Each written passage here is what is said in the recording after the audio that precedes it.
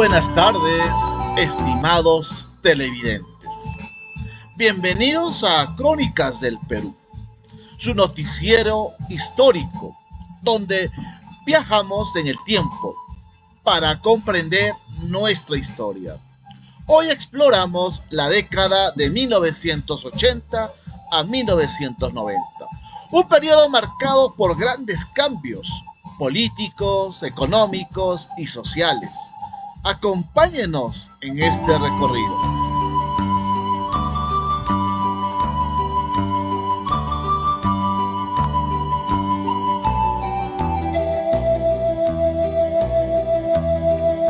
El regreso a la democracia en el Perú en 1980. El regreso a la democracia en el Perú en 1980. Tras más de una década de gobierno militar, el 3 de octubre de 1968, el general Juan Velasco lideró un golpe de Estado y arroja del palacio al presidente democrático Fernando Belaúnde. Tras derogación de Belaúnde, el general Velasco toma el poder. Su objetivo principal era cambios políticos, sociales y económicos.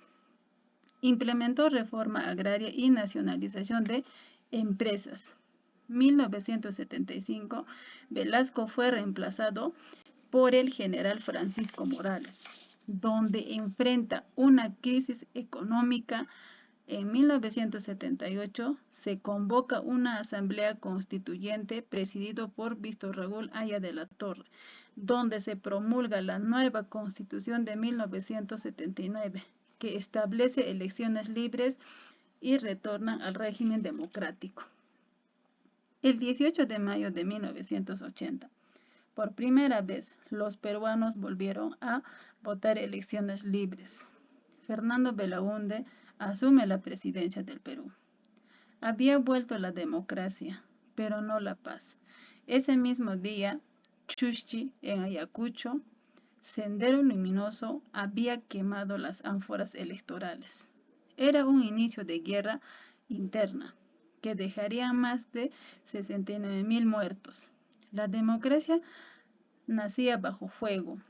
El nuevo gobierno tuvo que enfrentar una crisis económica, inflación imparable y un Estado débil frente al terror. A pesar de miedo, la democracia sobrevivió. Golpeada, sí, pero viva. La democracia no llega fácil. Llega herida, cansada, pero de pie. Votar hoy es fácil, pero antes fue acto de valentía. Ahora hablaremos sobre la crisis económica y violencia política vivida entre los años de 1980 a 1890. Dio inicio con una inflación y luego se convirtió en una hiperinflación que afectó gravemente a toda nuestra población. Los precios subían constantemente, el dinero perdía su valor rápidamente y muchas familias no podían cubrir sus necesidades básicas, ¿no? Sin embargo, esta situación no solo fue causada por los problemas económicos, sino también por decisiones políticas y factores sociales que fueron sus agravantes. Eran tiempos donde no se respetaba la vida de los seres humanos. Muchos peruanos emigraron a los países vecinos debido a que existían enfrentamientos entre el ejército peruano y los terroristas. Todos sabemos que todo ello fue causado por la organización maoísta, Partido del Perú Sendero Luminoso, cuyo objetivo era reemplazar el Estado peruano por un régimen comunista totalitario que fue liderado por el señor Abimael Guzmán. A continuación hablaremos sobre la migración interna y externa. Muy buenas noches, amables televidentes. Les saluda su corresponsal José Panés Ceballos. Hoy vamos a hablar sobre la migración interna y externa en nuestro país. En los años 80 atravesábamos una crisis económica grave, con alta inflación, desempleo y pobreza. Además, enfrentábamos un conflicto interno con Sendero Luminoso, que generaba inseguridad, terror y desplazamiento forzados. La migración rural-urbana fue masiva, especialmente desde regiones como Ayacucho, Huancavelica, Apurímac y Cusco.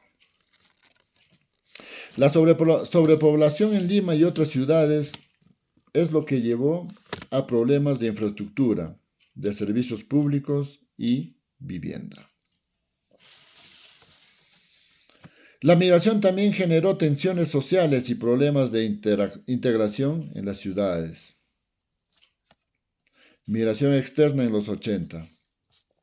La crisis económica, la inseguridad y la violencia también motivaron a algunos peruanos a emigrar a otros países, como Estados Unidos, Italia, Argentina.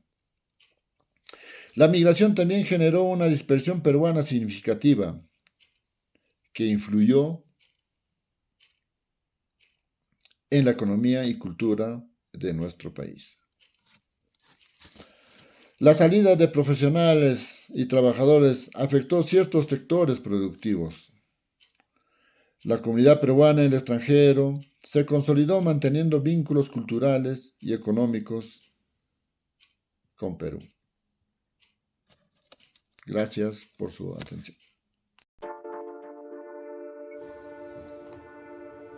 A fines de los años 80, el Perú enfrentaba una grave crisis política, social y económica. La hiperinflación, el desempleo, el hambre y la violencia terrorista sumieron al país en el caos. Los partidos tradicionales perdieron credibilidad. En 1990 emergió un nuevo líder, Alberto Fujimori, quien da un aliento de cambio. Ya en el poder en 1992, ejecutó un autogolpe, donde disolvió el Congreso, intervino el Poder Judicial y reorganizó el Estado consolidando su control. Ese mismo año, Sendero Luminoso, grupo terrorista subversivo que causó mucho derramamiento de sangre, fue derrotado cuando el grupo GEIN capturó a su líder, Abimael Guzmán, marcando el inicio del fin del terrorismo. Con este golpe, Fujimori se fortaleció políticamente, mientras los partidos tradicionales se debilitaban aún más. Comenzaba así una nueva etapa para el país, autoritaria, personalista y con una aparente estabilidad. La década de los 80 y 90 nos deja lecciones profundas. La democracia es frágil, sin justicia social. La violencia trae pobreza, inmigración. Y el poder concentrado debilita las instituciones. Me pregunto, ¿qué futuro queremos para nuestro país? Gracias por acompañarnos en el noticiero Crónicas del Perú, tu canal favorito, Conti Noticias Cusco. Hasta la próxima edición.